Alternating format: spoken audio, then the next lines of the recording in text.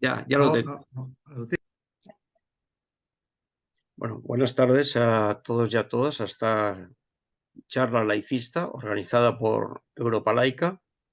Europa Laica, en su grupo de formación y estudios, pues ha llevado una iniciativa a lo largo de los primeros meses de este año, y esta es la cuarta charla y la última de un ciclo que arrancó inicialmente en enero con un curso de formación que hicimos con 4 sesiones también.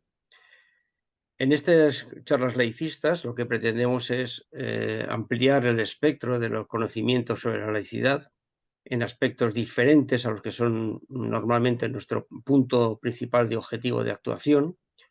Y así, pues, por ejemplo, para ilustrarnos, en la primera charla hablamos sobre el papel de la religión en las distintas constituciones españolas, con Luis Villamediel.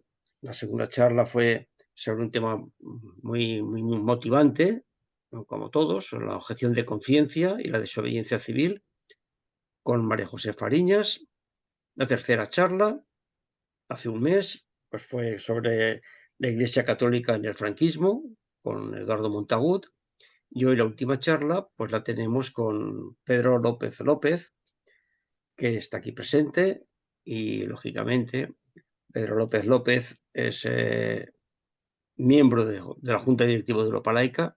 Sabéis que en general estas charlas laicitas procuramos hacerlas con personas diferentes a Europa Laica para recibir opiniones desde fuera, pero en este caso concreto, pues Pedro ha tomado la antorcha de hacer este tema importante sobre la sociología de las religiones.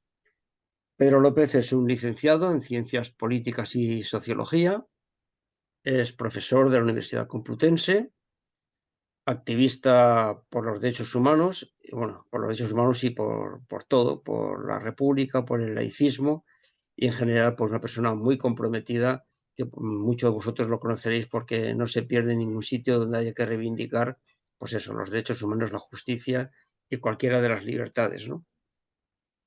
Queréis indicaros de que las charlas laicistas, las 3 anteriores y estas cuando se acabe, estarán colgadas en el YouTube de Europa Laica, y también os recomiendo que también están colgados en la página de Europa Laica lo que ha sido la 16 jornada laicista que celebramos el día 6 de mayo, o sea, ahora mismo unos 10 días en Granada, y que el tema, como ya se os informó a todos los socios y simpatizantes, ha tratado sobre libertad de conciencia y laicidad de Estado, en 3 mesas de debate que creemos que son importantes, aportan y ponen sobre el tapete pues temas muy sugerentes para pensar, para actuar, y os animamos a que, dedicándole un poquito de tiempo, las podáis visitar, repito, en la página web de Europa Laica. Y sin más, pues le doy a dar la palabra a Pedro López y López, y nada más. Después nos vemos en el coloquio. Adelante, Muy bien, Pedro. gracias, Juanjo. Bueno, pues buenas tardes a todos y a todas. Lo primero, tengo que compartir pantalla para proyectar un PowerPoint. Vamos a ver. Un momentito. A ver si recuerdo cómo va esto. ¿No?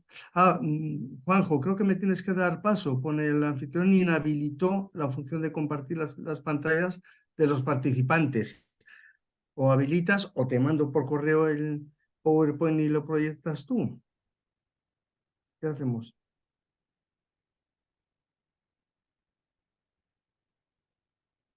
Tienes desactivado el micrófono, Juanjo. Ya, sí. Vamos a ver si lo ponemos aquí.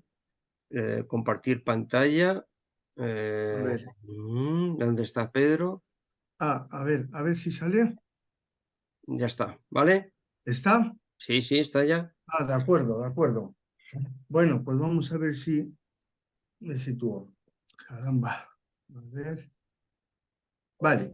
Bueno, pues efectivamente la charla de hoy es un tema que yo propuse, le pareció bien a la presidencia y me parece que es pertinente que ampliemos como activistas del laicismo, pues un poco el foco, en este caso hacia sociología de la religión.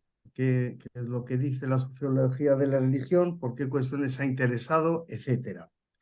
Bueno, me voy a ceñir a este pequeño esquema que me he hecho con estos puntos. En fin, unas consideraciones previas, definiciones e ideas de la religión desde la sociología, 4 clásicos y luego pues alguna corriente teórica que es interesante ver, elementos de la religión, cómo afronta la religión, la sociología, y bueno, un tema que ha preocupado pues todo el siglo XX y actualmente todavía, la llamada tesis de la secularización y algo de la situación actual.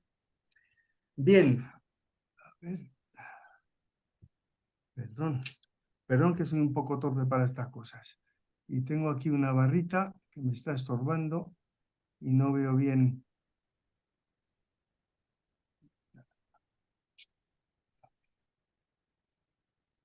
Un problema aquí técnico.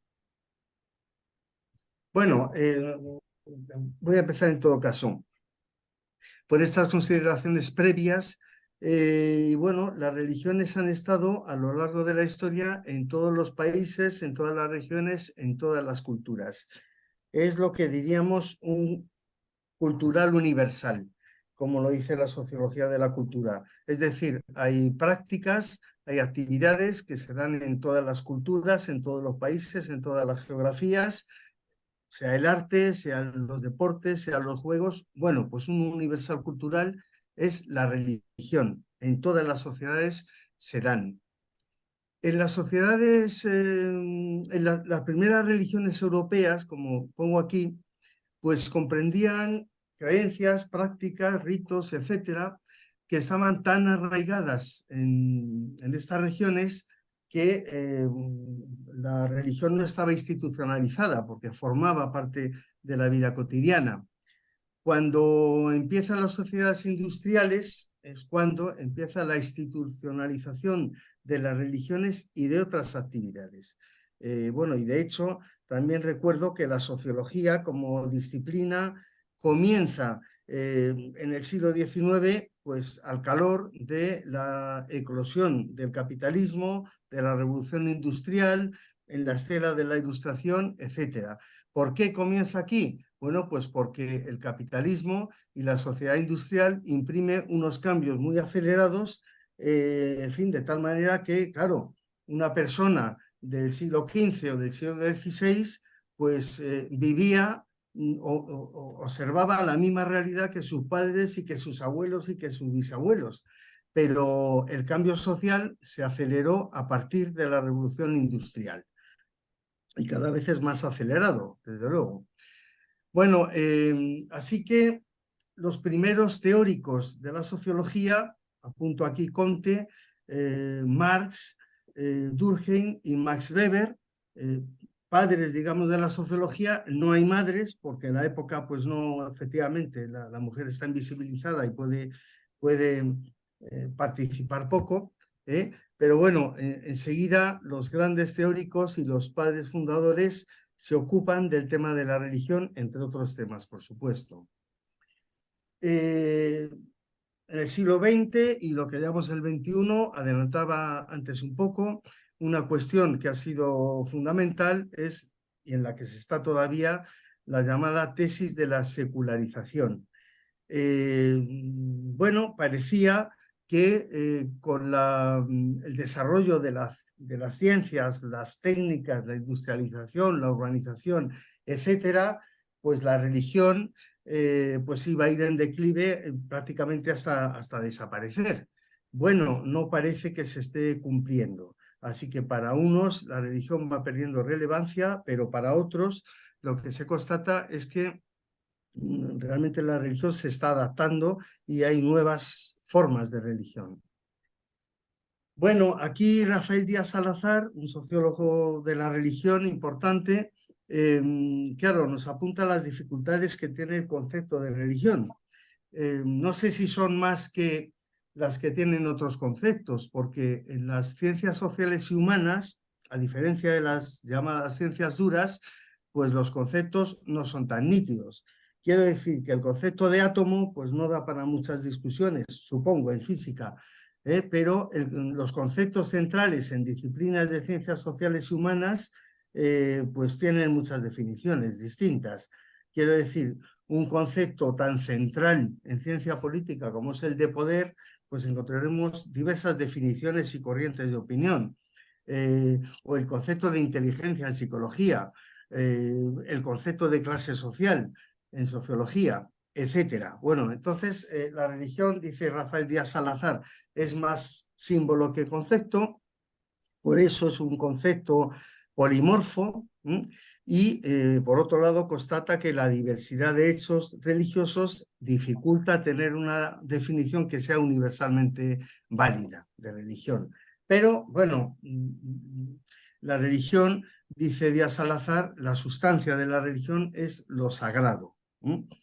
Bueno, un primer acercamiento, diríamos, la religión es una institución social que incluye creencias y prácticas basadas en una concepción de lo sagrado, algo que se considera digno de veneración, de adoración u objeto de culto, porque se le atribuye un carácter divino. Bueno, con su etimología ahí apuntada.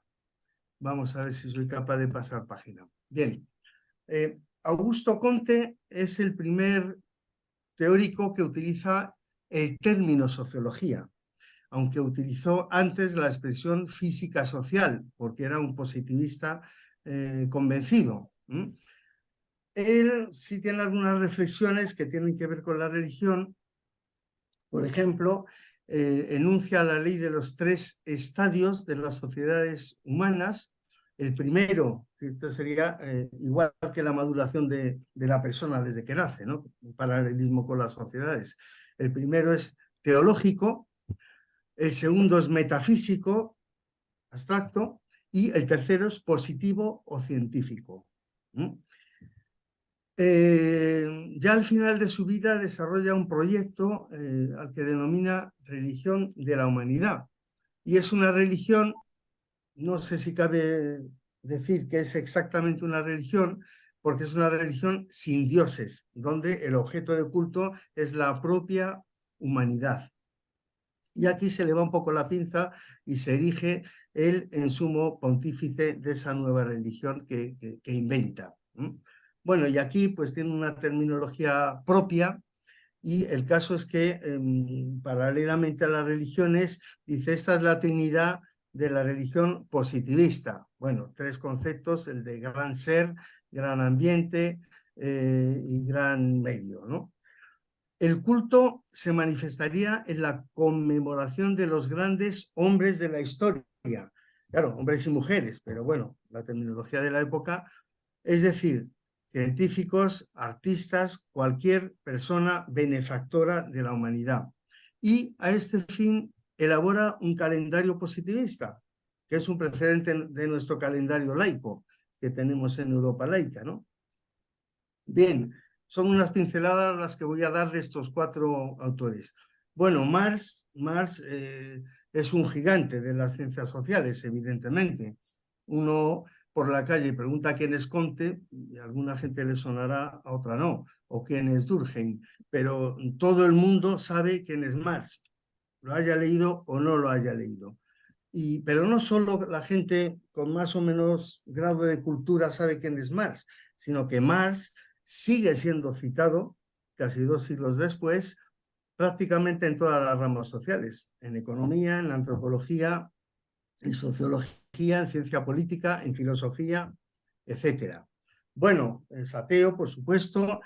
Es verdad que de los 3 autores, y sobre todo de los 2 que vienen a continuación, Durkheim y Weber, él no hace un estudio detallado de la religión, pero sí se posiciona y tira de estas consideraciones, ¿no? Primero, que la religión es un refugio de las masas frente a lo dura que es la vida en las sociedades y en la sociedad que él vivió. Por eso, la frase que más conocemos de él es: la religión es el opio del pueblo. Bueno, se inspira para estas ideas en gran parte en el filósofo también alemán Feuerbach. Por cierto, de los 4 autores, 2 son franceses y 2 alemanes. Bueno, ¿qué dice Feuerbach? Pues no lo puedo leer, el primer renglón, ahora mismo, directamente. Es que se me cruza. Ah, vale, vale. Supongo que has manejado tú, Juanjo. La religión consiste en ideas y valores producidos por los seres humanos en su desarrollo cultural, pero erróneamente proyectados en fuerzas divinas o dioses. Como los seres humanos no entienden por completo su propia historia, atribuyen valores y normas creados socialmente a actividades de seres sobrenaturales y espíritus, bueno, dioses, etc. Y también utiliza el término alienación para referirse precisamente a esto, al establecimiento de dioses o fuerzas divinas a los que se atribuyen valores e ideas creados por los humanos. El término se lo apropia a Marx y lo aplica en otros contextos, como sabemos, el contexto de alienación de Marx. Así que para Marx desarrolla algunas ideas, aunque no estudia detalladamente ninguna religión, pero sí tenemos estos pensamientos del corazón de un mundo sin corazón. Es algo, la religión, que promete felicidad, promete recompensas en otra vida, después de esta, pero claro, lo que difunde la religión es una aceptación resignada de la explotación en esta vida. Es decir, que la atención se desvía desde la miseria que se vive en la realidad, las desigualdades, las injusticias y todo tipo de faenas, y se desvía la atención hacia esa promesa de lo que vendrá en otra vida posterior. Así que, claro, a esto cabe atribuirle un fuerte componente ideológico que legitima el orden social. Ese orden social que está lleno de desigualdades, de riqueza y de poder, de estatus, de privilegios, etc. Y por supuesto, esta aceptación resignada de la situación desactiva la rebeldía. Este tipo de frases que están en la Biblia y que están en textos religiosos, los mansos heredarán la tierra, Dios ha hecho ricos y pobres y Dios lo ha querido así, ese tipo de pensamientos evidentemente desactiva cualquier tipo de rebeldía. Así que la religión preserva los intereses de las clases dominantes y se convierte en un instrumento de dominación. Bueno, esto lo pensaba Marx, pero bueno, más tarde, pues Lenin, más tarde, por ejemplo, este sociólogo británico, Brian Wilson, que fue presidente de una asociación internacional de sociología de la religión, sostenía, murió hace unos años, que cristianismo y judaísmo contribuyen a mantener el statu quo mediante la socialización de las nuevas generaciones, claro, a través del sistema educativo y de otros instrumentos, para que se acepten las divisiones sociales. Claro, en la época de Marx, ¿qué vive Marx? Pues es la época colonial, donde en gran parte se tiró de la religión para justificar no solo el orden social imperante en Europa, sino la explotación colonial de estos 3 continentes, como sabemos.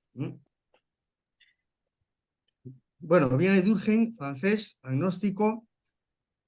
Es el primer sociólogo que se plantea el fenómeno de la religión en términos sociológicos. Tiene una obra, un libro que es Las formas elementales de la vida religiosa, donde la considera la religión un sistema unificado y solidario de creencias y prácticas respecto a las cosas sagradas, que une a las personas que las cumplen y las vincula a una comunidad, la Iglesia. Así que la religión es un instrumento importante para la cohesión social, porque fortalece los vínculos sociales. Y esto, en gran parte, explica para Durkheim que sea un fenómeno persistente y que no desaparezca. Es decir, a lo largo de los siglos, la religión ha existido y supongo que existirá en el futuro sin posibilidad de que termine, ¿no? Bueno, fijaos qué hace. Estudia el suicidio desde un punto de vista absolutamente novedoso y que en una parte está relacionado con la religión, porque compara tasas de suicidio, y esto ya es una metodología propiamente sociológica, es decir, que tiras de estadísticas de diferentes países y encuentra diferencias entre las estadísticas de países católicos y de países protestantes. Y hay diferencias significativas. Cualquier fenómeno social, por supuesto, no se puede explicar solo con un factor. Entonces, bueno, se tira de correlaciones para saber que un fenómeno está relacionado con otro, aunque no lo explique totalmente. Pero bueno, con el suicidio se ha hablado del clima, se ha hablado de la luz, se ha hablado de muchísimas cosas. Pero bueno, él pioneramente utiliza esta metodología estadística y sociológica. Así que constata que las tasas son menores en los países católicos, las tasas de suicidio, que en los protestantes. Y esto lo atribuye a que en los países católicos hay un vínculo social más fuerte que en los países protestantes. De hecho, me acuerdo ahora de una anécdota que es curiosa porque tiene que ver con el sufragismo y con el protestantismo. Cuando Lutero, en fin, encabeza la reforma protestante, claro, lo que se pide es que la Iglesia quede aparte y el individuo se enfrente directamente a los textos sagrados, bíblicos, testamentos, etc. ¿Qué ocurre? Que para hacer eso hace falta saber leer. Las colonias estadounidenses son huidos, son perseguidos en muchos casos de Inglaterra y de otros países. ¿Y qué ocurre? Que son protestantes, aprenden a leer. Entonces, en Estados Unidos, los protestantes y las protestantes, lógicamente, leen. Lógicamente, el que lee el Testamento, la Biblia, puede leer el Manifiesto Comunista. Así que es una razón poderosa por la cual el movimiento sufragista es pionero y se hace muy potente en Estados Unidos. Una cosa curiosa, ¿no? Y que tiene que ver con esto del vínculo social también. También relaciona Durkheim las tasas de suicidio con los tipos de familia. Entonces las tasas son menores en países mediterráneos, donde hay una familia extensa, que en los nórdicos. Bien, ¿qué más? Las ceremonias, los ritos son esenciales para unir a las personas y Durkheim habla de que producen una solidaridad de grupo y crean lo que llama efervescencia colectiva. Así que concluye que la experiencia religiosa no se puede rechazar o no se puede desestimar como un mero autoengaño o ideología en cierto sentido. Adjudica tres funciones a la religión: cohesión social, con valores, símbolos y normas compartidos; control social, promueven la conformidad con el orden social y las normas culturales; y sentido y propósito a la vida. Eso es algo importante para el ser humano. Bueno, vamos con Max Weber, que él sí desarrolla unos estudios muy exhaustivos sobre religiones, aunque deja el Islam fuera porque no le da tiempo, pero sí estudia el budismo, el confucianismo, el hinduismo y el judaísmo. Y le interesa ver el nexo entre religión y cambio social. Bueno, ya decía antes que la sociología se funda precisamente porque se observan unos cambios sociales muy acelerados, bueno, comparado a al vértigo que tenemos hoy en la velocidad de los cambios. Por supuesto que el siglo XIX nada que ver, pero claro, el siglo XIX comparado con el siglo XIV o el XV, evidentemente que sí se notan unos cambios sociales fuertes y por eso despiertan la atención de ciertos filósofos e intelectuales, digamos, para fundar esta disciplina que es la sociología. Bien, no estaba de acuerdo con una idea muy extendida, que es que las religiones necesariamente promuevan una actitud conservadora. También pueden promover cambios. Y tienen una obra muy importante que es la ética protestante y el espíritu del capitalismo. Aquí él explica cómo el calvinismo, la ideología, los valores calvinistas son funcionales al desarrollo y a la emergencia del capitalismo. De hecho, hay una nota, los primeros empresarios fuertes eran calvinistas en su mayoría. Bueno, desde el punto de vista calvinista es importante tener la sensación de que uno es elegido por Dios y el éxito es una señal, etcétera, etcétera. Eso es un desarrollo complejo y bueno, lo enuncio así nada más. Bien, claro, esto ocurre en Europa. ¿Qué pasa con el hinduismo y el confucianismo? Pues que los valores que tienen son muy distintos. Entonces no son funcionales a un desarrollo económico. ¿Por qué? Bueno, dice, el hinduismo enfatiza la huida de las tareas del mundo material hacia un plano superior de existencia espiritual. Bueno, todo eso no ayuda efectivamente a ponerse en marcha para tareas que supongan un desarrollo social y económico. En el confucianismo, pues poco más o menos, se subraya la armonía con el mundo, no se promueve su dominación activa y por tanto su transformación. De manera que los valores religiosos que manejan estas dos religiones son un freno al desarrollo económico. Así explica él el despegue económico de Europa frente a estas otras sociedades. Mientras que el cristianismo conduce a un ascetismo intramundano, es decir, el calvinista desarrolla una ética muy estricta, está mal visto el gastar dinero porque sí, etcétera, etcétera. Todo eso canaliza una acción que conduce a la transformación de un mundo que se considera dominado por el mal y por el pecado. Las otras religiones conducen a un ascetismo extramundano, enfocan la acción no hacia la transformación de este mundo, sino a entrenarse para metas ubicadas fuera de este mundo. Bueno, un poco más de Max Weber. Es el primero que utiliza el término secularización, aunque prefiere, y lo utiliza también, la expresión desencantamiento del mundo. Es decir, a medida que el mundo industrial, burocrático, que Max Weber también estudia la burocracia, a medida que ese mundo se desarrolla, se produce un desencantamiento, es decir, desaparece la magia de las creencias, etcétera. Cuando tienes un pensamiento racional y explicas los fenómenos racionalmente, pues efectivamente se produce un desencantamiento del mundo.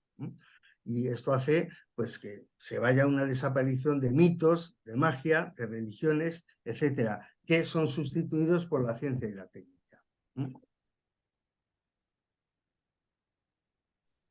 De tal manera que el ser humano queda huérfano de creencias, obligado a vivir en un mundo que califica como frío e inhóspito. Desarrolla la noción de carisma, que etimológicamente viene del griego y que significa favor divino. Bueno, se puede utilizar en diversos contextos, pero se utiliza especialmente en el contexto político, como sabemos, y también en el religioso. ¿Y qué entiende por carisma? Pues la cualidad, condicionada mágicamente en su origen, de una personalidad por cuya virtud se la considera en posesión de fuerzas sobrenaturales o sobrehumanas, o por lo menos específicamente extracotidianas y no asequible a cualquier otra persona, o como enviados de Dios o como ejemplo a seguir, y en consecuencia esto claro, lleva aparejada la idea de liderazgo y de dominio.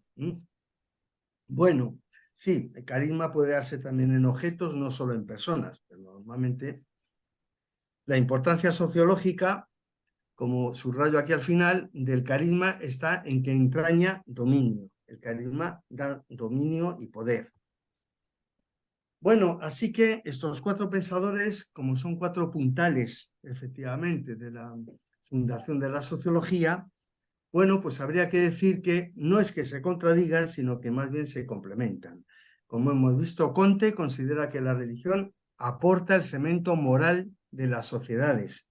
Formula esa ley de los 3 estadios que he comentado, el primero de los cuales es el teológico, que es superado por el metafísico y por el científico, y propone una religión sin dioses.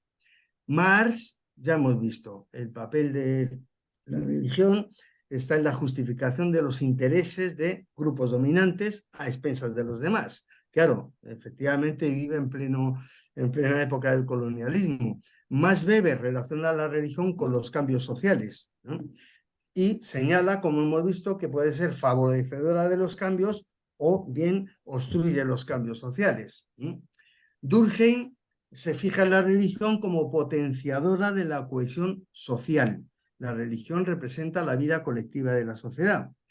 Y un pequeño apunte. Aquí, por ejemplo, en el feminismo, esta autora, Elizabeth Cady Stanton, de esta época, sufragista y abolicionista. Normalmente el feminismo en estas épocas eran también abolicionistas de la esclavitud.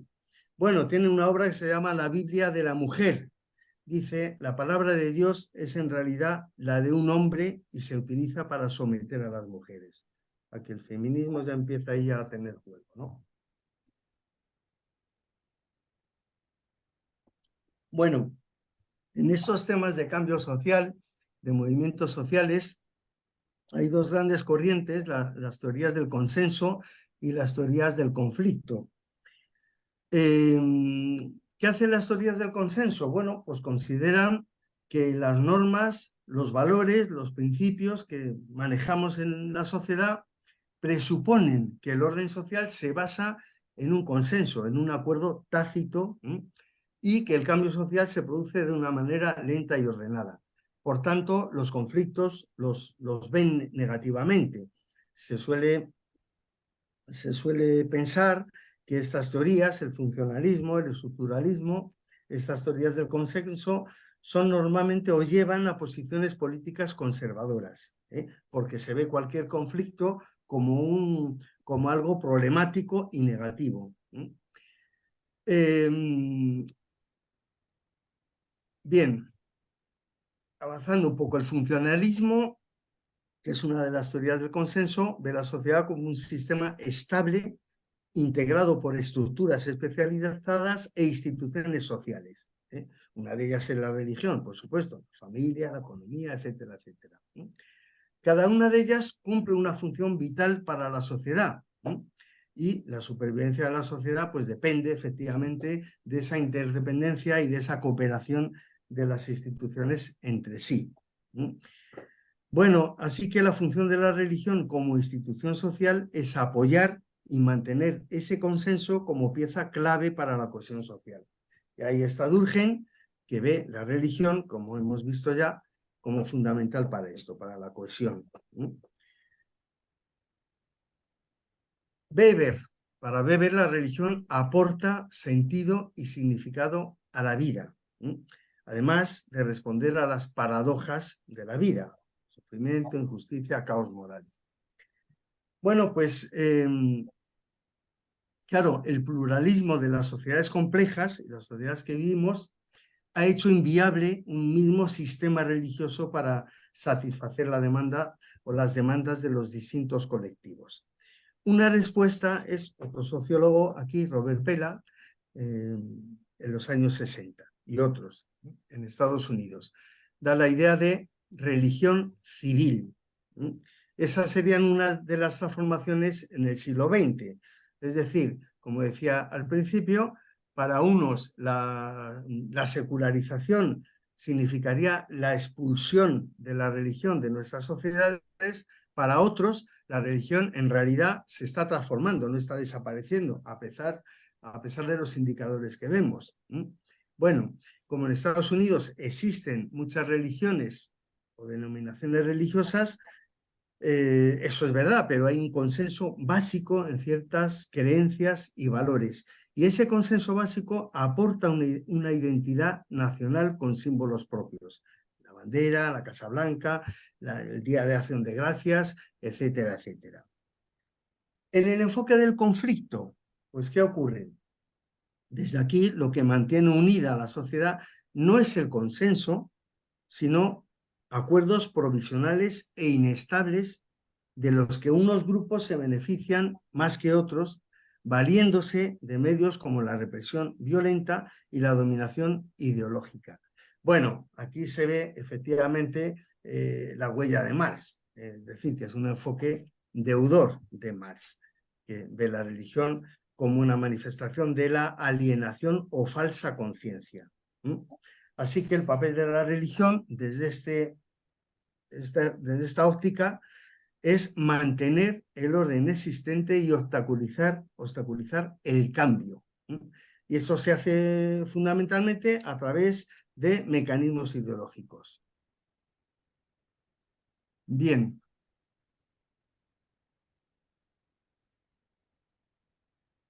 Bueno, Weber, que viene algo más, o sea, décadas después de Marx, claro, trabaja con una perspectiva más compleja, décadas después, dispone de más información. Y para él, la ideología como visión parcial e interesada de la realidad social no es solamente privativa de las élites, de los poderosos, sino que está en todos los estratos sociales. Puede estudiarse cómo cada clase social percibe y vive la religión en función de sus intereses materiales. Hay autores que unen aportaciones de Marx y de Weber y ven la religión incluso como un instrumento de liberación. Pensemos, por ejemplo, en la teología de la liberación. Es decir, aquí se permite criticar el orden existente y trabajar para transformarlo. Bien, esta perspectiva de conflicto también están investigaciones que estudian las pugnas entre grupos religiosos.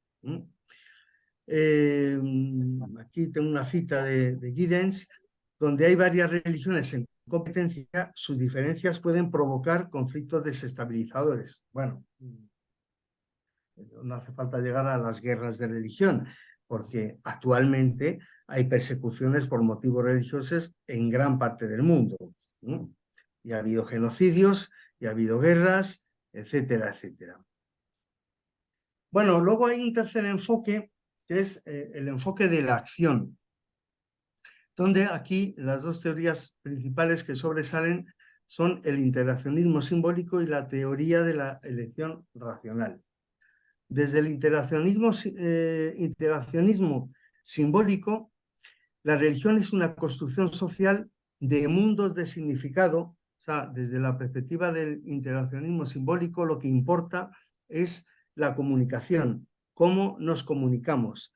La comunicación es posible porque manejamos no solo un mismo lenguaje, sino unos mismos símbolos también, y signos, claro. Bien, así que por eso, desde el interaccionismo, la religión es una construcción social de mundos de significado por los que las personas encuentran respuestas a sus preguntas individuales y colectivas y dan sentido a su existencia. Bueno, desde la teoría de la elección racional, bueno, se considera que los individuos son naturalmente religiosos, que la religiosidad es parte de la condición humana y a partir de aquí siguen los individuos la misma lógica racional que en otras áreas de la vida. Es decir, me apunto a una religión porque me interesa por X cosas, ¿no? Por eso, si en el mercado religioso hay una oferta rica y variada, la actividad religiosa crecerá. Y al contrario, si es pobre y limitada, disminuirá. Bueno, de manera que al practicar la religión, igual que cuando estamos en la esfera económica, también se busca mayor recompensa y menor coste. O sea que aquí este enfoque de la teoría de la elección racional pues es pertinente también. Bueno, pongo aquí 3 o 4 consideraciones, ya dejamos a los clásicos ahí. Y bueno, ¿qué dice Rafael Díaz Salazar? La religión consiste en una actitud y una práctica de religación con algo sagrado, tremendo y fascinante desde un punto de vista fenomenológico. La religión es más símbolo que concepto, por ello es una entidad polimorfa. Salvador Giner, otro de los dos son españoles, Dice, conjunto de creencias que asume la existencia de una dimensión sobrenatural en el mundo que entraña una práctica ritual, una organización social y una moral para sus fieles. Peter Berger, que murió hace unos años, distingue entre definiciones sustantivistas y funcionalistas. Las primeras definen qué es la religión por su contenido y lo cifran en lo sobrenatural, lo infinito, lo divino, y las definiciones funcionalistas plantean estudiar la religión por lo que hace. La integración social, ayuda a afrontar las frustraciones y tensiones de la vida o proporciona el fundamento para el sentido de identidad personal. También la religión aporta identidad a las personas, ¿no? ¿Qué sería la sociología de la religión? Bueno, al decir de Rafael Díaz Salazar, la disciplina que aborda el estudio de la producción social de lo sagrado y sus diversas expresiones, creencias, rituales, instituciones, etc.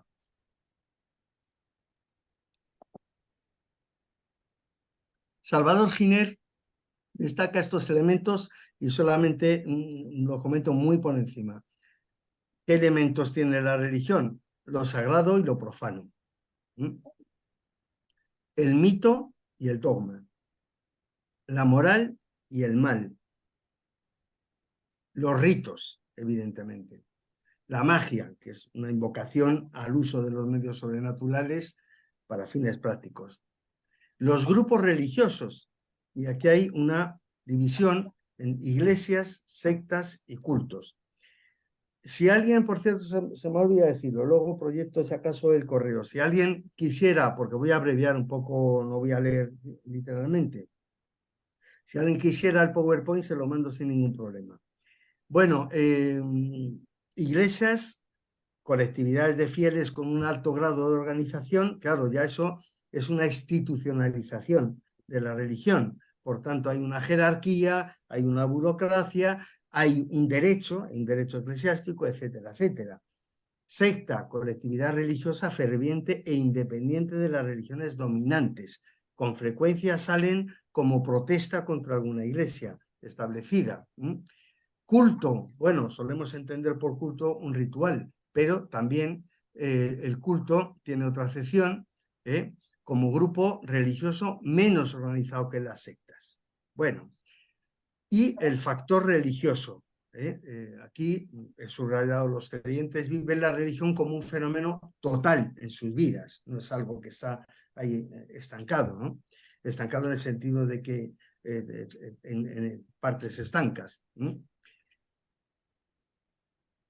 Bueno, ¿cómo estudiar la religión? La sociología. Los sociólogos, sean creyentes o no creyentes, bueno, pues estudian de esta manera. Primero, no están interesados en si las creencias religiosas son verdaderas o falsas. No es lo que interesa a la sociología. No están interesados, están especialmente interesados por la organización social de las religiones. Esto sí, evidentemente, es competencia de la sociología. Los sociólogos con frecuencia consideran a las religiones como fuente de solidaridad. Bueno, en lo que hemos visto en las notas con Durkheim, es decir, son instrumentos de cohesión social, evidentemente. Y los sociólogos tienden a explicar el atractivo de la religión en función de las fuerzas sociales, dejando aparte factores personales, espirituales o psicológicos. Bueno, nos metemos un poco con lo que importa fundamentalmente, pues prácticamente desde casi hace un siglo, es decir, siglo XX y lo que llevamos del XXI, a la sociología de la religión, el proceso de secularización. ¿Se está secularizando la sociedad o no? Bueno, en primer lugar, que el término se emplea en primer lugar en la firma de la paz de Westfalia, para poner fin a la Guerra de los 30 años, y se refiere a la sustracción sin licencia eclesiástica de tierras, propiedades o instituciones para dedicarlas a usos profanos. Luego la palabra deriva a un uso jurídico-político para designar el proceso de desamortización de bienes eclesiásticos, exclaustración de órdenes religiosas y separación de la Iglesia del Estado. Esto durante el proceso de las revoluciones burguesas en los países occidentales. Así que se trataba de un proceso de reducción del poder económico, jurídico y político de la Iglesia. Claro, este proceso forma parte de algo más amplio. De algo más amplio por lo que la sociedad moderna trata de emanciparse de la tutela religiosa. Realmente eso es la secularización, si lo dejamos en una idea solo. La emancipación de los individuos, las sociedades, de la tutela religiosa. La afirmación de la autonomía de los sujetos. Esto viene mucho también de la Ilustración. Tanto los sujetos, las personas, como la ciencia, recordemos a Galileo y otros casos, la política, el mercado, en fin, el mundo, pues alejarse de la tutela religiosa. Es un proceso que va acompañado de una serie de ideas. Feuerbach, aquí, Dios es una proyección del hombre, Marx, Freud, etc. La secularización implica que la religión pierde sentido en la modernidad y entra en una etapa de decadencia. O también que la importancia de lo sobrenatural y lo sagrado entra en declive. Y también otra nota es que la secularización es un requisito de la democracia y de la modernidad. Bueno, y aquí una definición que me ha parecido bastante pertinente. Anaya y Ariño, están al final en la bibliografía. Proceso por el cual los diversos ámbitos de la vida humana dejan de estar determinados por la religión. Equivale a la emancipación social y cultural de la tutela religiosa. No se trata solamente de un proceso jurídico-político, sino también normativo-cognitivo. Secularización no significa instauración de una sociedad irreligiosa, sino transformación de las funciones de la religión, que deja de ser la fuente principal de legitimación y estructuración de la vida social. Bueno, me parece una definición muy adecuada. Y aquí algunas fechas clave en este proceso, unos hitos. Bueno, principio del siglo XX, Max Weber señala la relación entre racionalización y secularización. Max Weber prevé, como también Comte, como también Durkheim, que, como también Marx, que a medida que avance la racionalización, la ciencia, la técnica, la industrialización, etcétera, pues va a ir desapareciendo esta esfera sobrenatural, etcétera, etcétera. En el 66, Peter Berger y otro sociólogo alemán, Thomas Luckmann, indican que la pérdida de autoridad de la voz de la religión ha llevado a una crisis de legitimación. 78, David Martin, el presunto declive de la religión no se puede medir en términos estadísticos.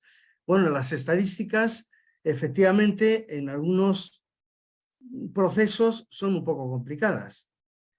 En el 85, estos dos estadounidenses declaran que la religión pervive porque la gente necesita el consuelo de lo sobrenatural. En el 92, Bruce, las religiones tradicionales han tenido que adaptarse y hacerse menos religiosas, entre comillas, para sobrevivir.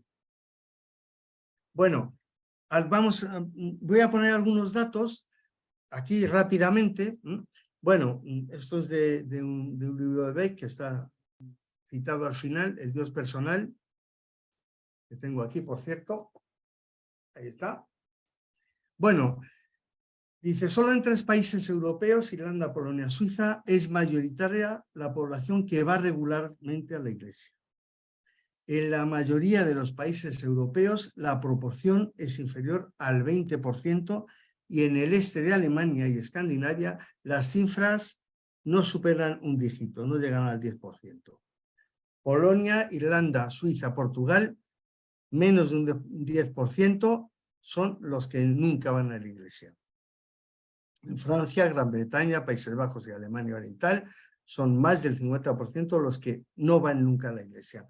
Y aquí, pero digamos, el porcentaje de cristianos de la población africana pasó del 25% al 46% entre 1965 y 2001.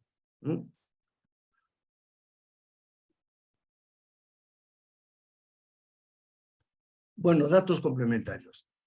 Aunque dice aquí al final, citando a esta Daniel en el segundo párrafo, que es una socióloga francesa, que se lleva mucho lo que se llama pertenencia sin creencia. Es decir, aunque no la persona no crea en los dogmas religiosos, ni sea creyente ni practicante, el individuo puede no negar pertenecer al cristianismo en general y a la confesión cristiana tradicional de su territorio. Bueno, por eso digo, no le decía yo, que las estadísticas son complicadas en este tipo de fenómenos y de procesos, ¿no? Algunos datos más que ahora lo vamos a ver en gráfico. Esos gráficos los voy a pasar rapidísimo. Bueno, entre el curso de 2013 a 2019, en esos cursos hay un aumento de profesorado de la asignatura de religión a pesar de haber una disminución de alumnos. Un aumento importante de 25.000 y pico a 40.000 y pico docentes de religión. O sea que aquí la ayuda del Estado está clara. El alumnado que cursa actividades alternativas a religión es el 39,5 en primaria y el 43 y pico en secundaria. Número de hijos de fuera del matrimonio, hay una gráfica luego, en 1990 era un 10%, en 2022 casi la mitad. Son indicadores de secularización, efectivamente, porque muchas veces los conceptos, no pasa solamente en sociología, el concepto de ansiedad en psicología clínica, tú no observas la ansiedad directamente, tienes que tomar indicadores que son indirectos, el sudor en las manos, la tensión muscular, el número de movimientos, etc. Entonces, quiero decir, muchas veces nos referimos a fenómenos o a procesos que no son tangibles y los medimos por indicadores indirectos, ¿no? Bueno, casi 4 de cada 10 personas se declara adscrita a opciones de conciencia no religiosa. Entre las personas jóvenes son 6 de cada 10. Personas no creyentes, bueno, lo vamos a ver en los gráficos ahora. Así que lo voy a pasar. Bueno, he cogido algunos gráficos, como este, entre el año 65, 75, 82 y 2002. Autodefinidos como católicos, el 98% en el 65. Claro, pleno nacionalcatolicismo. Va bajando, se mantiene ahí más o menos, pero en 2002 ya baja bastante. No creyentes, por el contrario, suben, como es lógico. Otras religiones, pues es algo residual. Evolución de la religiosidad en España, serie anual de 2006 a 2022, pues claramente el catolicismo baja. Claramente no creyentes e indiferentes sube. Otras religiones es residual, efectivamente. No creyentes e indiferentes va subiendo entre 2021 y 2023, es un periodo corto. Católicos, fijaos que irregularidad, pero bueno, va bajando. Católicos practicantes, mucho más abajo, evidentemente. Bien, adscripción a opciones de conciencia, 2022. Todo esto es del CIS, aunque se incorpora en el informe Ferrer y Guardia. 56% de católicos, estos son creyentes, perdón, que no veo bien los colores. Vamos a ver. Aquí el 1,8 no sabe, no contesta. Agnósticos están aquí. Ateos son estos. Indiferentes, no creyentes. Bueno, aquí hay divisiones entre no creyentes y ateos que no creyentes, agnósticos y ateos e indiferentes, bueno, pues que es un cajón un poco desastre, ¿no? Adscripción a opciones de conciencia por categorías agrupadas. Religiosa, conciencia religiosa, no religiosa, casi el 40%, no sabe, no contesta. Por edades, aquí estamos con religiosos, más de 65, en el grupo de más de 65 años, religiosos son el 73 y pico por ciento, no religiosos el 23%. Estos porcentajes van bajando y subiendo hasta llegar a que los de 18 a 24 años, el 38% son no religiosos. Perdón, 38% son religiosos, 60% no religiosos. Compárese con la parte de arriba. Bueno, 2020, 21 y 22. No es un periodo muy largo, entonces, pero sí vemos que crece efectivamente las opciones de conciencia no religiosa. Va creciendo año a año. Bueno, esto es otro gráfico, pero viene a ser el mismo que el anterior en cuanto a los datos. Evolución de las personas no practicantes sobre el total de la población creyente, opciones de conciencia religiosa. Adscritas a opciones de conciencia religiosa en el 2000, 2010, 2022. Vemos que baja bastante. Personas no practicantes dentro de la población religiosa, va subiendo también, 40%, 57% y 64%. Bien, evolución de matrimonios civiles y religiosos. Bueno, pues evidentemente está clarísimo. Confesionales van hacia abajo de una manera espectacular, desde el 92 hasta 2021. Civiles, pues ya lo sabemos. Y no está metido las personas que no se casan y viven en pareja, claro. Nacimientos fuera del matrimonio, había salido la cifra antes, aquí está en gráfico también, del 9% en 1990 al 47,6% en 2020. Alumnado que cursó actividades alternativas, según tipología de centro. En centros públicos, la mitad. Centros privados concertados baja hacia el 14 y 15%, y centros privados no concertados 35 y 41%. Evolución del alumnado que cursa religión y del profesorado de religión. Lo habíamos visto antes en una pequeña tablita, me parece. Bueno, ¿qué tenemos aquí? Profesorado de religión ha ido subiendo, viéndose que cae espectacularmente el número de alumnos. Por tanto, aquí hay una ayuda del Estado, de las comunidades, en fin, del Estado, en definitiva. Bien, contribuyentes que marcan la casilla de la Iglesia Católica o ambas opciones, fines sociales. Bueno, en 1999 hay un total del 39,6% que ha bajado, no tan espectacularmente, 20 años después.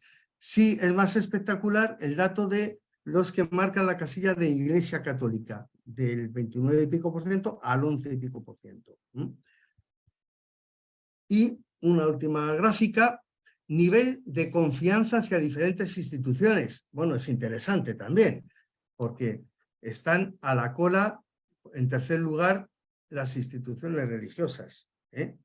Los partidos políticos se llevan la palma de desconfianza, los bancos, y en tercer lugar las instituciones religiosas. Esto va de menos confianza a más confianza.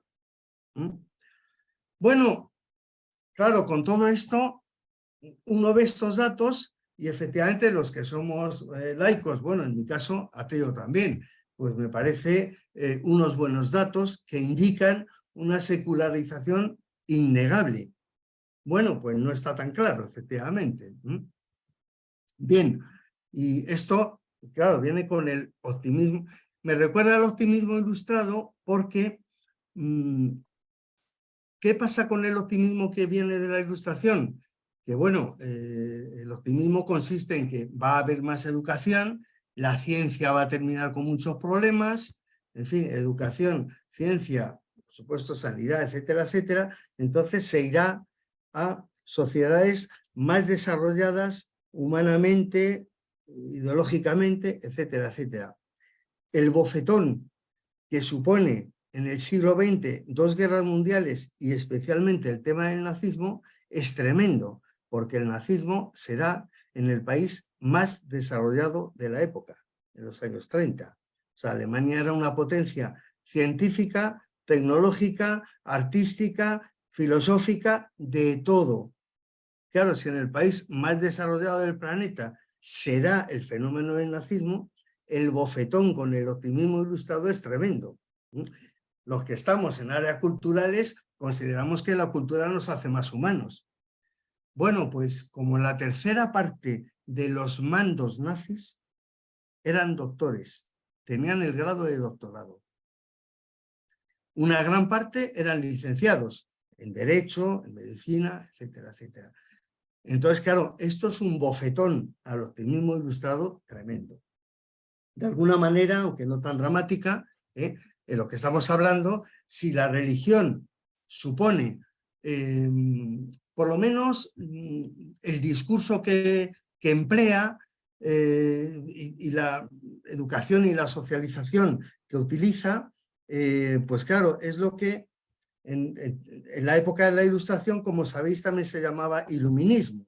¿Por qué? Pues la metáfora es la luz que aporta el conocimiento y la sabiduría y la educación frente a la oscuridad de la ignorancia. Entonces, quiero decir, como la religión está situada en el terreno del mito y de la superstición, se supone que a medida que avancemos en ciencia, cultura, etcétera, etcétera, todas esas supersticiones que incluyen la religión, no quiero herir a nadie, ¿no? Pero así es como se veía, pues por eso se piensa que la religión desaparecerá en algún momento, pero efectivamente no hay nada de esto, ¿no? Bien, a estas alturas del siglo XXI, esta tesis de la secularización está en cuestión principalmente por dos elementos: emergencia de nuevos movimientos religiosos y fundamentalismos. Además, este autor, que está en la bibliografía de la Cueva, menciona algunos hechos. Claro, 1977, la primera gran victoria de los partidos religiosos en Israel, acabando con 40 años de gobiernos laicos. En el 78, Juan Pablo II, elegido papa, y pone en marcha su programa de segunda evangelización. En el 79, la revolución islámica en Irán. También en el 79, la revolución sandinista, de muy distinto signo, y de muy distinto signo también el grupo religioso que la apoya, que es la Teología de la Liberación. Efectivamente, tiene un signo muy distinto, ¿no? Y el impulso del catolicismo al sindicato polaco Solidaridad en ese mismo año. Es un tema también de presión religiosa. Y la influencia creciente del protestantismo conservador en la política estadounidense. Todos estos hechos acompañan a esos dos elementos que cuestionan la tesis de la secularización. Así que algunos autores, aquí estos son franceses, sostienen que es cierto que las sociedades modernas destruyen formas religiosas, pero también crean otras nuevas. Así que la religión no desaparece, se reorganiza y se adapta en sintonía con formas contemporáneas de vida. Así que, más que de secularización, cabría hablar de una modernización de la religión. La religión sufre un proceso de privatización en un doble sentido. Deja de ser el factor que funda el orden social y se convierte en un subsistema junto a otros. Y la religión pasa a ser un asunto de elección personal, una cosa prácticamente consumista. Ulrich Beck, que es un sociólogo que ha muerto hace pocos años, tuvo una aportación importante hablando de la sociedad del riesgo. Bueno, habla del Dios personal, que era el libro que os mencionaba antes, y que os enseñaba. Dice, claro, ese Dios personal se ha convertido en un producto venal más en el mercado de la New Age, una especie de esoterismo occidental basado en tradiciones más antiguas, siglos XVIII y XIX. Espiritismo, nuevo pensamiento, teosofía, religiones ovni, es decir, quien cree en extraterrestres con un sentido además religioso. La individualización excluye toda fe que pretenda ser indiscutible y no conocer abismos, dice Ulrich Beck. En este contexto, las luchas segregadoras de las religiones sacerdotales, con sus aspiraciones de monopolizar los símbolos, no tienen importancia en un mundo de movimientos de fe individualizada. En cambio, las religiones institucionalizadas tienen dos caras, dice Beck. Precisamente lo que debería garantizar la fraternidad por encima de fronteras, la fe, abre al mismo tiempo abismos religiosos entre fieles e infieles, poniendo en cuestión la capacidad de vivir en paz de las religiones. Bueno, por eso esto es real, es decir, hay genocidios actuales todavía en nombre de razones religiosas. Y tenemos actualmente el genocidio de este pueblo Rohingya, o Rohingya, no sé cómo se pronuncia, en Birmania. En Birmania tiene a Myanmar, persecución cristiana en Nigeria. Bueno, los ateos ya, ¿qué vamos a hablar de persecuciones? En cualquier sociedad religiosa son objeto de persecución. Y en este escenario surgen los nuevos movimientos religiosos. Luhmann, otro sociólogo alemán, los denomina religiones invisibles.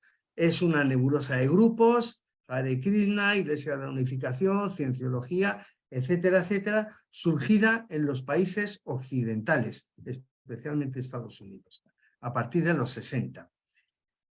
Abrevio ya porque ya es tarde.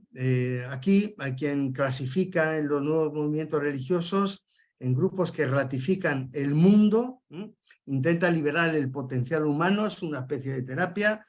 Por ejemplo, aquí está la Iglesia de la Cienciología. Grupos que rechazan el mundo, Hare Krishna, el grupo de la Verdad Suprema en Japón, etcétera. Grupos que se adaptan al mundo, mantienen vínculos con las religiones, pero dan más importancia a una rica vida religiosa interior, como los neopentecostales. Hay una crítica a la expresión nuevos movimientos religiosos, porque se considera que es una expresión eurocéntrica. Y Ulrich Beck dice, esta religiosidad posmoderna en realidad es vieja. El misticismo individualista es una opción conocida en todas las grandes tradiciones religiosas desde muy antiguo. Bueno, y por otro lado están los movimientos religiosos conservadores y fundamentalistas. No leo estos puntos porque no tiene mucho sentido ahora mismo. Y para ir terminando. Bueno, algunos autores hablan de religión civil, creo que lo he mencionado antes, como una dimensión de la secularización para referirse a una lealtad cuasi religiosa que une a los individuos en una sociedad básicamente secular. ONGs, patriotismo, etcétera, etcétera. Así que algunos hablan de desecularización, estaríamos ahora en ese momento, o post-secularización. De la Cueva, que es un autor que he citado antes y que está en la bibliografía, defiende el concepto de secularización conflictiva, porque dice, ya no caben las asunciones clásicas sobre la universalidad e inexorabilidad del proceso de secularización, algo muy eurocéntrico, claro, y el declive de la religión, y en una segunda dirección que el papel de la religión en la esfera pública e incluso en la privada es objeto de permanente polémica en el plano político y cultural. Así que tenemos una situación actual contradictoria. Por un lado, se registra un descenso de creyentes y dentro de los creyentes de practicantes hay dificultades para cubrir plazas de sacerdotes que se permitan mantener las misas dominicales, hay aumento de agnósticos y ateos, La religión evidentemente ha dejado de ser el principal referente moral para la sociedad, pero por otro lado, esta eclosión de movimientos religiosos y de aumento de fundamentalismos, la expresión reencantamiento religioso alude precisamente a Weber, el desencantamiento del mundo, y el Dios personal, formas individualizadas de religiosidad, del que habla Beck, no solo afecta al catolicismo, sino también al judaísmo y al islam. Dice, la religiosidad islámica actual en Europa no puede atribuirse a la socialización en el seno de una familia procedente del mundo islámico, porque ya hay Francia, en Inglaterra, hay generaciones de chavales que han nacido, bueno, ya maduros, que han nacido ya en Francia o en Inglaterra o en Alemania. Ya, por tanto, sus referentes no son exclusivamente la familia. Judíos, más de lo mismo. Y ya, pues apuntar las principales controversias religiosas actuales: papel de la mujer, matrimonio homosexual, aborto, eutanasia, modelo familiar, la educación, contracepción, investigación con células madre, códigos de vestuario y tema de castigos, ¿no? Bueno, perdonad si ha sido un poco atropellado y quería dar pinceladas, porque realmente un discurso absolutamente elaborado no es, solamente quería dar estas pinceladas. Y ya dispuesto a que hagáis preguntas si son fáciles. Gracias. Pues Pedro, gracias. ¿Quieres por favor quitar pantalla? Vamos a ver. Espera, a ver, ¿cómo lo quito? Espérate. ¿Me he ido? No, vamos a ver. Aquí. Vale. A ver. Ya está. ¿Lo he quitado ya? Sí, ¿no? Sí, lo has quitado. Vale. Bueno, pues muchas gracias, Pedro, porque te lo has trabajado a base de bien. La verdad que es un tema duro. He visto que realmente, pues claro, el tema hay que diferenciar entre los fundamentos de las religiones con lo que son después las prácticas, tanto en el sentido individual como interreligiosos, como en la política, como en la sociedad, con toda esa importancia que tiene, donde se explica bastante todo el tema de la secularización. Pero por más de que todo esto nos lleva pues, al tema del papel, el papel y la influencia de las religiones en el mecanismo de poder. Pero bueno, son tantos los vertientes que tiene desde el punto de vista personal y sociológico y político, que ahora pues, en el coloquio pues, se abundará en lo que se quiera preguntar. Quiero adelantar en primer lugar que, tal como ha dicho Pedro, está a disposición este PowerPoint, no solo porque estará colgado, pero quien quiera tenerlo, el PowerPoint, Pedro no tiene ningún problema. Tenéis que hacer una petición al correo que os voy a decir. Lo estoy poniendo en el chat. Pero quizá mejor lo centralizamos más que tu correo personal. Vale. O si no lo pones en el chat, que lo manden. Estaba mandándolo, lo ve todo el mundo ahí. Muy bien, pues ya está, pues estupendo. Yo Para pensaba mandarlo al correo corporativo, pero estupendo, se lo mandan al tuyo personal.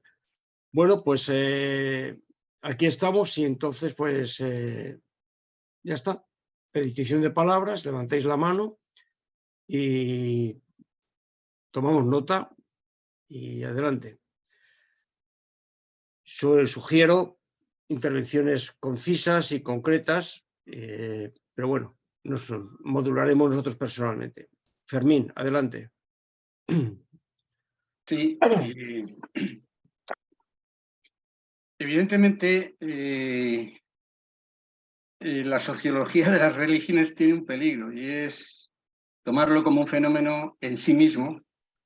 Y aunque, bueno, se trata de enmarcar en qué momentos históricos y tal, pues tiene ese peligro de como el hecho religioso, al margen de los condicionamientos políticos sociales.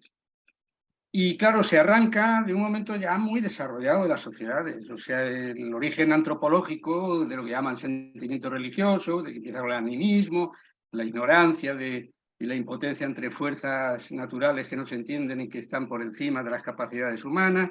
Y cuando hablamos ya de religiones, de lo que conocemos, de las que ya tienen nombre y desarrollo, estamos en sociedades muy organizadas. Y desde que son sociedades muy organizadas, las religiones nacen desde el principio vinculadas al poder político. Los faraones y la casta sacerdotal está desde el principio totalmente vinculada. Incluso el lenguaje jeroglífico como algo del saber monopolizado por los sacerdotes que gobiernan y evidentemente todo el funcionamiento incluso económico de Egipto. Y yo creo que eso no se puede, para entender luego por qué perviven más allá de incluso el desarrollo del conocimiento racional, del conocimiento científico, de la secularización. y es la vinculación y el interés de los poderes políticos. El fundamentalismo islámico surge montado también desde Estados Unidos contra el panarabismo y nacionalismo de Nasser. Y cuando se echa abajo el poder del Shah en Irán, quienes apoyan a Khomeini. Y yo creo que ese no se puede perder de vista esa vinculación constante del poder político, que, bueno, en la Edad Media es muy claro, el altar y la corona, pero hasta los días de hoy. Y por eso, incluso a pesar de que haya mucha secularización, ojo, aquí nos ha tocado el poder y los privilegios de la Iglesia Católica heredada de Franco, que cumplió un papel fundamental en la cohesión social, ideologización de un régimen como era reaccionario, ¿no? Y hoy, aunque haya esos datos de la secularización, sin embargo, las élites se educan en unos colegios fuertemente de ideología religiosa y con unos lazos clarísimos para que eso se mantenga. Entonces, bueno, simplemente ver que el mantenimiento de las religiones, ya en una época muy organizada, cuando se institucionaliza, están vinculadas directamente al poder. Los emperadores eran también el Pontifex Maximus, incluso en una religión tan plural como era la de la mitología greco-romana, ¿no? Nada más. Muchas gracias, Fermín. Raquel. Raquel.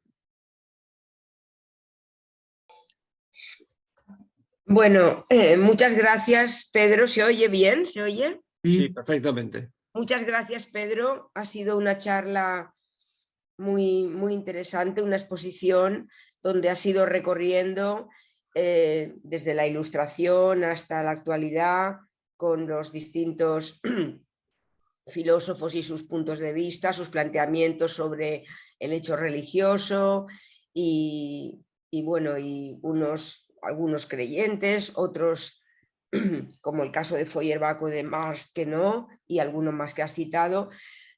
Disculpad, es que tengo bastante afonía, pero estando de acuerdo con lo que acaba de plantear Fermín, de esa vinculación de la religión con el poder. Disculpad un momento, es que estoy fatal. A mí lo que me impresiona es cómo a fecha de hoy, con una secularización tan potente, con unos derechos que la Iglesia cuestiona, por ejemplo, en el caso de las mujeres o de la comunidad LGTBI o de otros grupos marginados, que la Iglesia no hace absolutamente nada y se vincula siempre con el poder, como el otro día en Valencia, Javier, que te veo ahí, el centenario de la Virgen movilizó a tantísimas personas. Es que eso es lo que a mí me deja pensando, bueno, ¿qué puedo hacer yo como activista del laicismo para llegar a esta gente? Para que piensen un poco todo esto que hacen, realmente lo han pensado un poco, o sea, ¿cómo viene tanta gente enriada a los autobuses colapsados, las calles, la plaza de toros, increíble, haciendo sus vídeos? Bueno, pues debe ser que la gente también necesita tener algún tipo de ideología o de sistema de ideas un poco consolidado y vinculado a algo ético, y como eso no hoy está muy en crisis también, ¿no? El desapego a la política y a las ideologías, por ejemplo, sobre todo a las de izquierdas, pues se ve que no es difícil dejarse arrastrar por ahí, porque eso es lo que a mí como activista me preocupa en 2023. Yo no digo que vaya yo ahí con una antorcha de que todo el mundo ateo y tal, no, pero pensar, pero vuestra vida os pertenece a vosotros o a la Iglesia o a un ser superior, o cómo llegar a esa gente que actúa de esa manera tan alienada, porque yo sí que reivindico todos esos conceptos, esa alienación absoluta y sobre todo la carta de presentación que tiene la Iglesia Ya me explicaréis, porque hoy hay más, más información y aunque esta comunidad, esta corporación no nos aporta todos los documentos que debería, sabemos de los abusos sexuales, sabemos de su silencio ante los abusadores, sabemos de niños robados, sabemos barbaridades.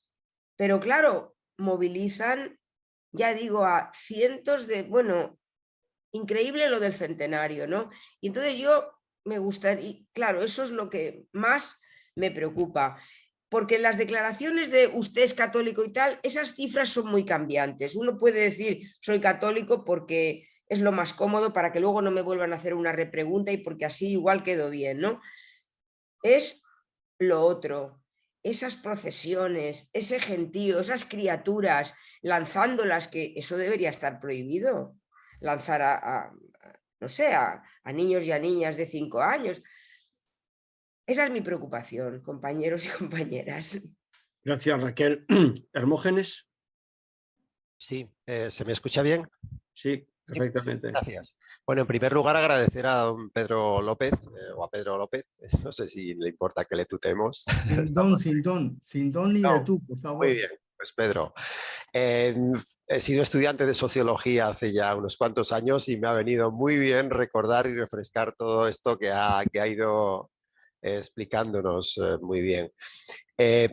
Sobre todo en la parte que se refería o referente al tema de la secularización, me ha estado rondando la cabeza una frase que se atribuye por lo menos a Voltaire y que me encanta utilizar en las discusiones muchas veces de amigos y amigas, cuando se habla de, cuando no se entiende muy bien cómo la civilización no ha acabado, la barbarie se mantiene.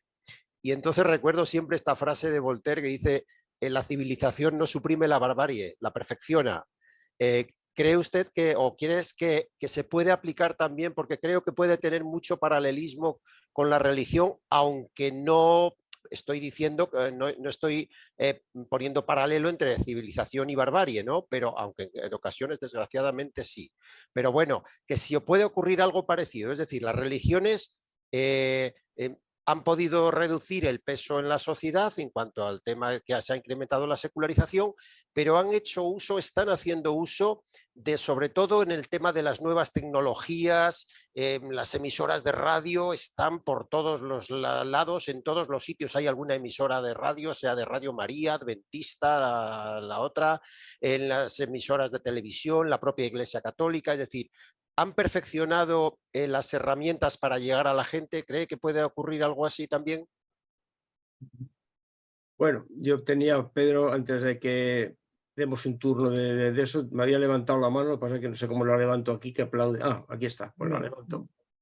Sí, yo quiero un poco en la línea de esa duda que a veces nos llena, ¿no? Que planteaba Raquel.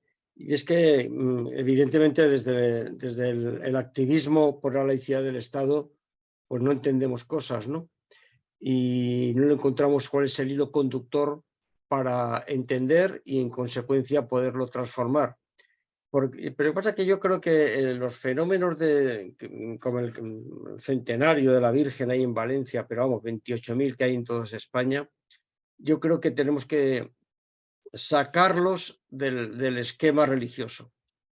Sacarlos del esquema religioso porque yo creo que forma parte de lo que es la sociología de los fenómenos de masa, ¿no? A lo mejor posiblemente esto de los conceptos que ha apuntado antes Pedro López, ¿no? El tema de la pertenencia, ¿no? Y porque eso se refleja en cosas que también que son fenómenos de masas que son inexplicables cuando se intenta granularizar lo que hay detrás de ello, como puede ser el tema del fútbol, que nadie se cuestiona la inmoralidad o lo poco ético que significa pues esos millones que circulan, o los espasmos de violencia que surgen, o con el tema de las romerías, o el tema de las fiestas locales, o San Isidro en Madrid, o las fallas en Valencia y cualquier otra, o el tema, en este caso concreto que apuntaba Raquel, de los ritos religiosos.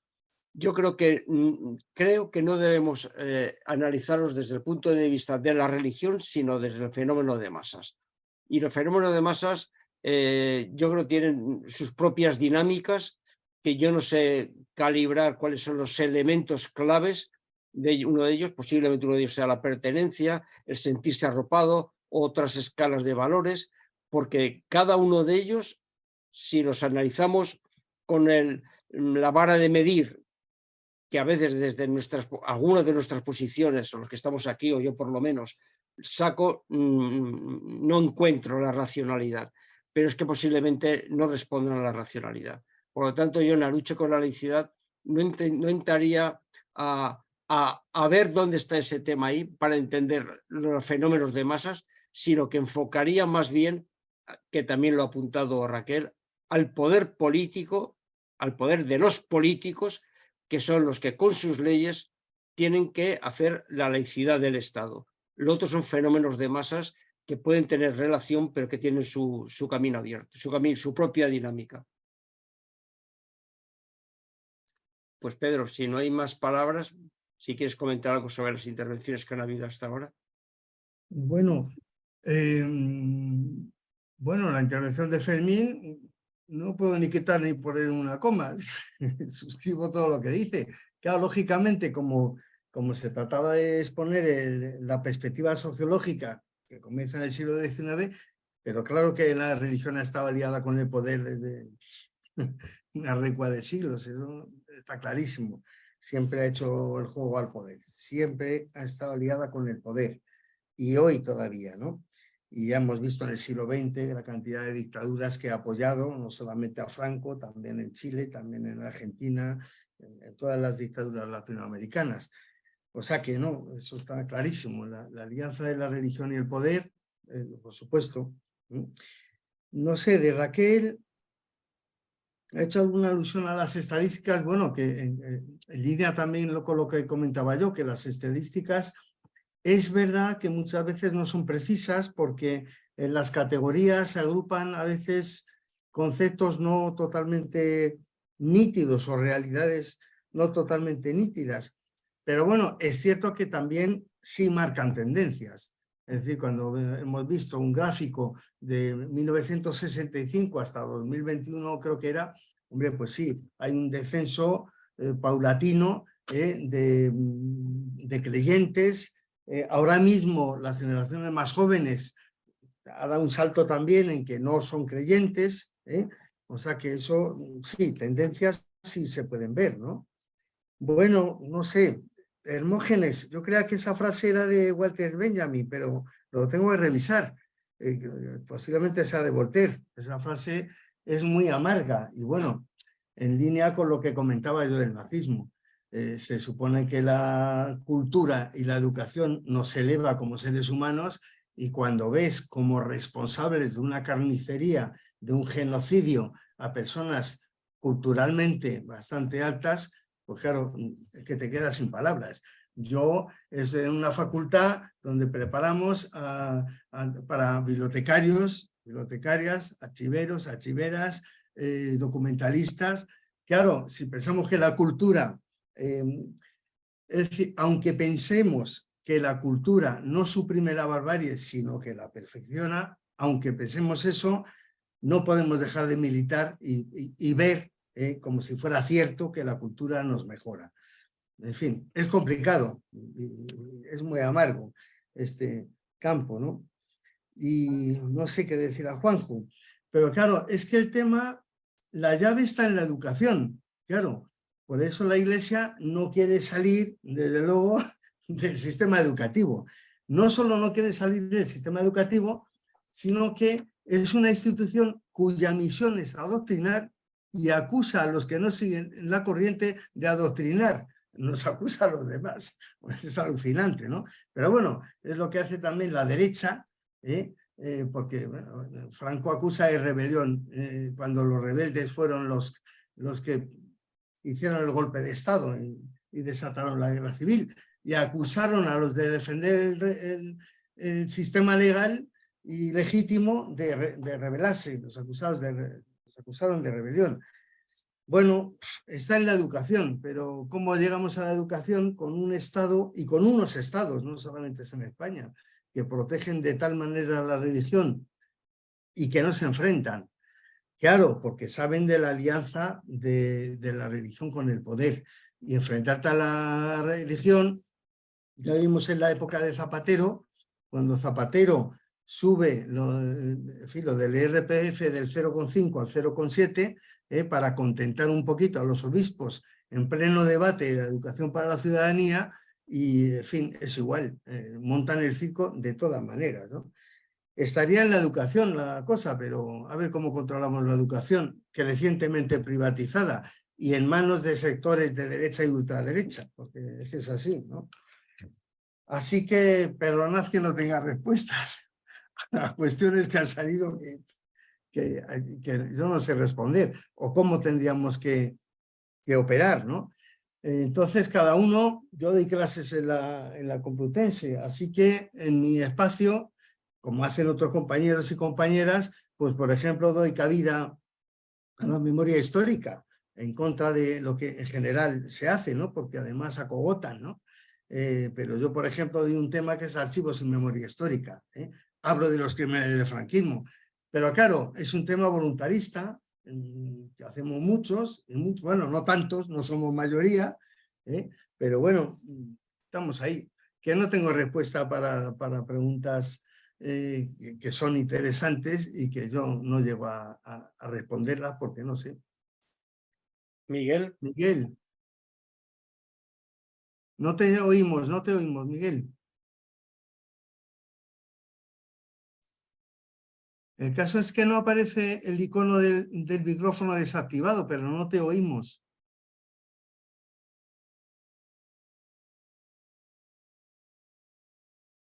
No sé si tienes un problema con el sonido y no podemos escucharte. Se ha desconectado. ¿Más Vale. palabras? Maite. Se me oye, ¿verdad? Miguel está conectando, a ver si... Ah. Bueno, Maite. Miguel, ¿no? Está conectando. No, Sigue tira. tú. Maite, sigue.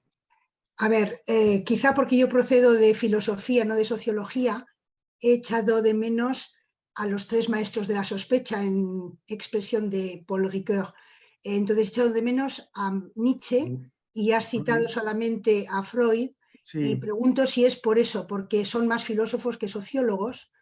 Claro, me he centrado. Bueno, había una frase de Freud por ahí puesta, pero efectivamente como había puesto demasiado y tenía que sintetizar, sí, decía Freud que era la religión un estadio infantil o algo así, no recuerdo. Sí, Nietzsche, Freud y Marx, efectivamente. Bueno, claro, efectivamente no he tenido en cuenta el punto de vista filosófico, ¿no?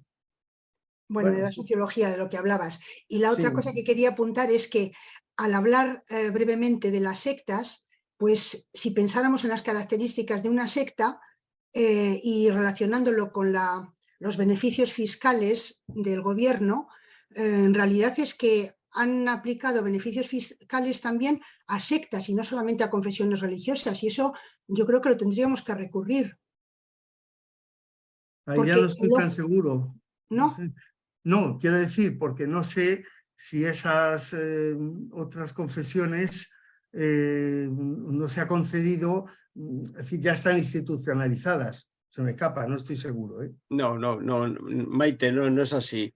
Lo que se ha concedido son solamente... Vamos a ver, en España existe el registro de entidades religiosas, que está en el Ministerio de Justicia, actualmente de Presidencia.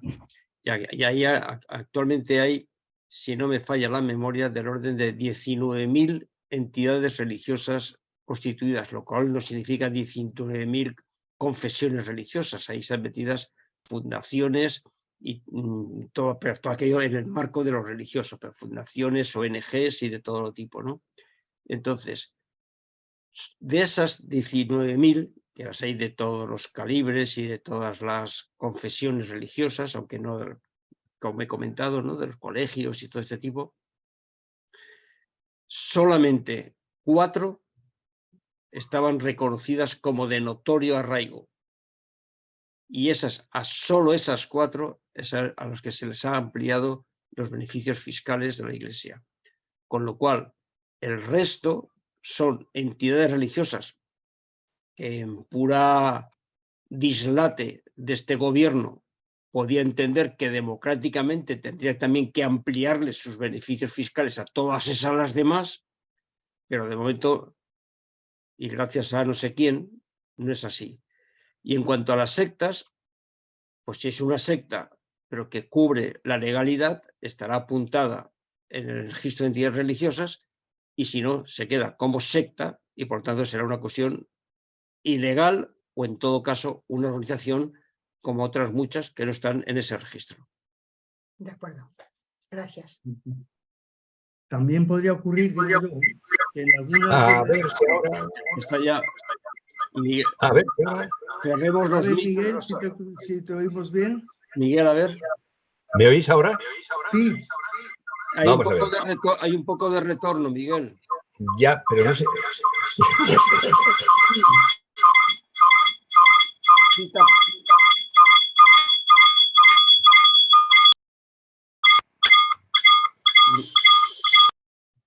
uf. Bueno, pues, Ponlo en el chat si quieres una pregunta. Si tienes una pregunta concreta, Miguel, si quieres ponerla en el chat. Debe de tener un altavoz y un micrófono, y entonces se acopla.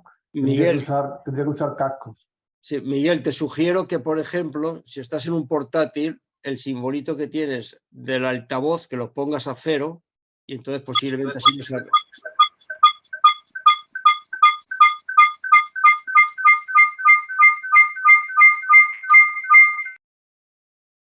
A ver ahora, hablando, el micrófono. No, el micrófono, actívalo. Ahora, Miguel, a ver. ¿Ahora? Sí. No. Ahora, a ver. No. No, todavía no. Has bajado el volumen. Bueno, Miguel, pues pon un chat como te dice Pedro. Si quieres poner una pregunta concreta en el chat, no sé.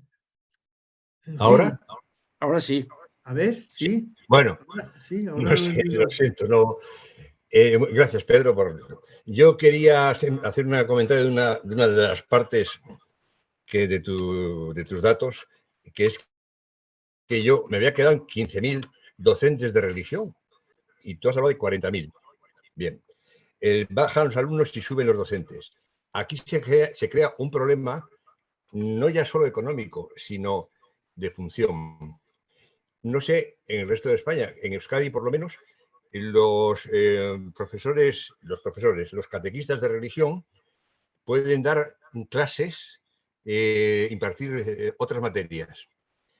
Entonces, se ocurre ya un problema y es que otras materias están contaminadas por el planteamiento religioso. En definitiva, ellos tienen que cumplir su misión catequética, que así se lo pone su contrato con el obispado. Segundo, no solo es el tema de las materias, sino que también tienen derecho a cargos funcionales, desde luego en el claustro como un claustral más. Pero luego también pueden ser jefes de estudios o directores de centro. Yo eso lo he conocido aquí en el Instituto Central de Bilbao. Una catequista, jefa de estudios y directora durante bastantes años. Bien, esto por una parte. Por otra parte, esto se tiene que generalizar a otros clérigos de otras religiones, por lo menos de estas 4, como decía hace un momento Juanjo. Y no sabemos de cuántas más. Era un poco dar estos datos. Lo siento, siento todos los problemas de... Apago mi micrófono. Bueno, nada, ¿qué te voy a contestar, Miguel? Es una aportación que haces que es pertinente, por supuesto. Los datos los he sacado del informe Ferrer y Guardia. A no ser que haya... Bueno, no he copiado mal, porque directamente he puesto el gráfico. O sea que, no sé. Pero bueno, tienes razón en la problemática que supone esto. Y como digo, me indigna que acusen de adoctrinamiento si hablas de memoria histórica o si hablas de ciudadanía, de educación para la ciudadanía o de cosas que no les gusta. Entonces, es tremendo esto. No, yo la verdad un poco he pedido la palabra solamente no por quitarse al ponente, sino para clarificar, Miguel, que los datos de los 40.000, esos son unos datos sacados de Ferrer y Guardia, pero es que Ferrer y Guardia los saca de la memoria de actividades de la Conferencia Episcopal. Es un dato bailón. Cada año la Conferencia Episcopal pone las cifras que quiere, aumentándolas en el número de profesores de religión. Te quedaste tú en los 15.000, ¿cierto? Pasaron después a 19.000, a 24.000, a 34.000 y la última son 400.000. El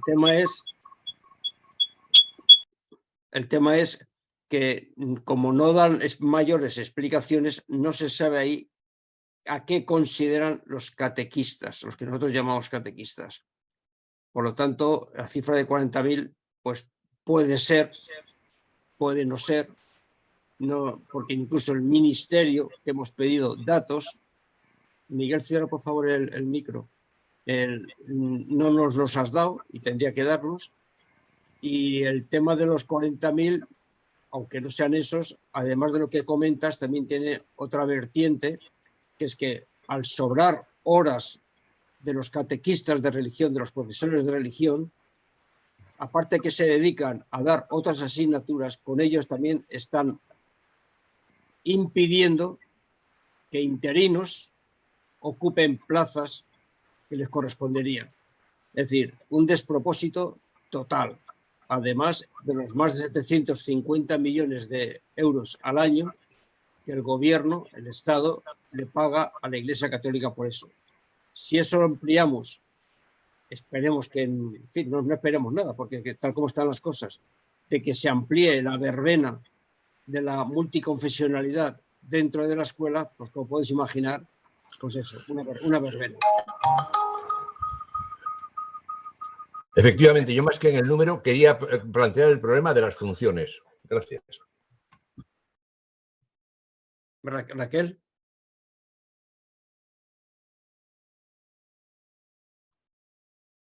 Raquel, tienes la palabra. Sí, sí, gracias. He mirado en Infolibre, que me fío de ese periódico, y habla de más de, o sea, en torno a 35.000 pues catequistas, o en fin, nosotros le llamamos catequistas, hay gente que claro les llama profesores. ¿Y por qué se les llama profesores a estas figuras que están por allí? Pues porque es una manera de hacer que parezca eso una materia, una asignatura y toda la historia. Yo recuerdo en mi instituto, bueno, en varios de mis institutos, a los que daban religión. En los últimos años, pues hacían guardias, incluso colaboraban en tareas de dirección, cobraban siempre el verano, tenían una situación mejor, como decía Juanjo, aparte de quitar plazas, que la situación de los interinos, y sobre todo, pues esta segregación, ¿no? Porque claro, todo, una cosa es el discurso verbal y otra es también las relaciones que se establecen entre las personas por los pasillos, por los patios, por los bares, esa corporalidad que todos tenemos, ¿no? Esa interrelacionalidad o relación entre distintos. Y entonces esa figura aparece por allí y cada vez se interioriza más, pues que es un profe más, porque claro, la gente, los alumnos y las alumnas no van a estar pensando con 12 años, con 14, con 15 o incluso con alguno más, ¿por qué habían llegado allí? Claro, yo si soy activista se lo digo, pero ellos piensan pues que todos hemos entrado por la misma vía, ¿no? Pero claro, a la Iglesia le interesa mucho mantener este poder. Estos están ahí, vienen a los claustros. Uy, ¿qué pasa? Yo estoy aquí tranquila y normal. Yo decía muchas veces que por qué tienen que venir a los claustros, pero ahí tampoco conseguí un apoyo de la gente. Poquísima gente. En el café sí, en el patio también, con la cerveza más todavía, pero a la hora de la verdad, de firmar un papel y de que no podían ser igual que los demás, ahí es que es un compañero, es que es lo que quieren, es que son unos compañeros. Y en algún sitio incluso creo, no sé si hubo alguna denuncia, que estaba propuesto alguno para director o directora. Lo que pasa que luego eso, en fin, pues sí. Gracias, Raquel. ¿Más palabras? Bueno, pues si no quieren, Pedro, si alguno quiere levantar la mano, pues adelante. Y si no, Pedro, si quieres hacer un comentario de resumen, de final o lo que quieras decir, o si no, lo que tú quieras. Nada, muchísimas gracias por los que habéis estado en esta sesión y bueno, más que preguntas ha sido por vuestra parte compartir reflexiones y algún matiz y que también me ha enriquecido a mí. Así que muchísimas gracias a todos y a todas. Ha Bueno, sido un placer. pues nada. Gracias. Muchas gracias, Pedro. Y con este tema se cierra el ciclo de charlas laicistas. En el próximo curso arrancaremos con nuevas iniciativas en este aspecto. Repetir que van a estar colgadas en el YouTube de Europa Laica y que también en la página de Europa Laica está el tema de la jornada de libertad de conciencia y laicidad del Estado que hemos celebrado en Granada, que tiene también mesas de debate muy interesantes. Muchas gracias a todos y nos vemos próximamente. Gracias. Un abrazo. Gracias de nuevo, Pedro. Ha sido un placer.